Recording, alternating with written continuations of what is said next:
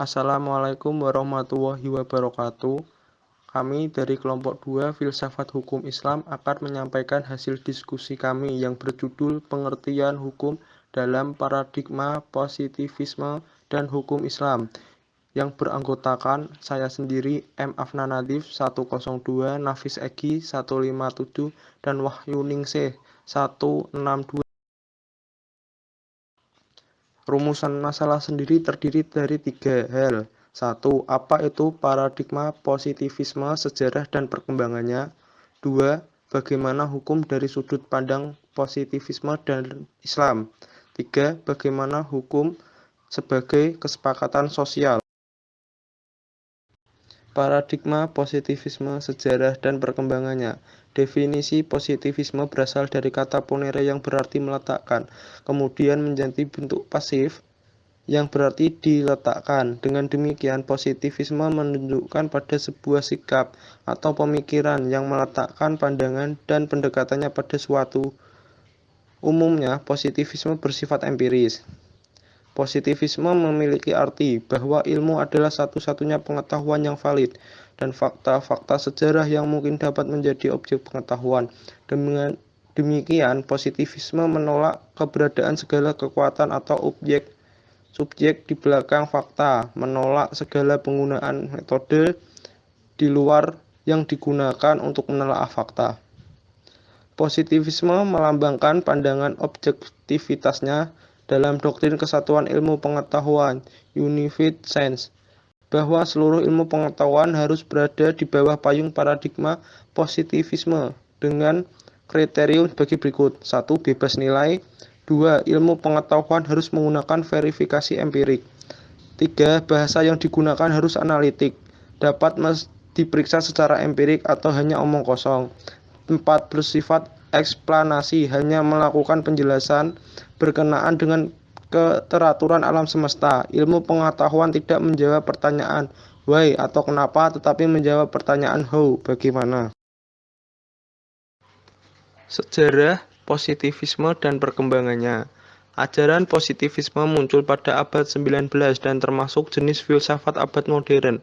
Positivisme yang mengacu pada suatu perspektif epistemologis dan filsafat ilmu yang berpendapat bahwa metode ilmiah adalah pendekatan terbaik untuk mengungkap proses yang baik, peristiwa fisik dan manusia terjadi. Positivisme berembrio dari pemikiran Saint-Simon tahun 1760 sampai 125, kemudian dikembangkan oleh Auguste Comte tahun 1789 sampai 1857, telah mengistirahatkan filsafat dari kerja spekulatifnya. Comte dengan positivismenya meyakini bahwa yang layak dijadikan objek ilmu adalah apa yang empiris, yang tertangkap oleh panca indera. Tokoh di abad 18 adalah John Austin yang berkeyakinan pada kesimpulan bahwa hukum tidak lain adalah perintah yang bersumber dari otoritas yang berdaulat di dalam masyarakat. Di antara ajaran positivisme yang terpenting adalah ajaran hukum positif, yakni analytical jurisprudency. Ajaran hukum analisis oleh John Austin. Menurut ajaran ini, hukum adalah perintah penguasa negara. Hakikat hukum terletak pada unsur perintah. Austin membedakan hukum dalam 2 jenis. 1. Hukum dari Tuhan untuk manusia, the divine law. 2. Hukum yang dibuat oleh manusia, dibedakan lagi dalam 1. Hukum yang sebenarnya, 2. Hukum yang tidak sebenarnya. Definisi hukum dalam sudut pandang positivisme. Positivisme berkembang dalam sistem hukum Eropa kontinental abad ke-19 dan 20. Positivisme turut mempengaruhi bidang hukum ketika mencapai puncaknya pada paruh pertama abad ke-19 Masehi. Seiring munculnya berbagai pengaturan dalam bentuk hukum yang menuntut kepatuhan serta memberi ancaman sanksi agar tercipta masyarakat yang teratur. Di dalam aliran positivisme, kepastian hukum merupakan tujuan utama, sedangkan keadilan dan ketertiban menjadi hal yang dinomorduakan. Yang selanjutnya, definisi hukum dalam sudut pandang Islam. Abdul Wahab Khalaf mengartikan hukum Islam sebagai perintah doktrin dari Allah Subhanahu wa taala yang berkaitan dengan orang-orang yang sudah mukallaf dalam bentuk perintah, perizinan, atau penetapan. Segala kegiatan dan keputusan yang diambil oleh Nabi sebagai wahyu di luar Al-Quran terjawantahkan, yang dalam definisi umum disebut sebagai sunnah.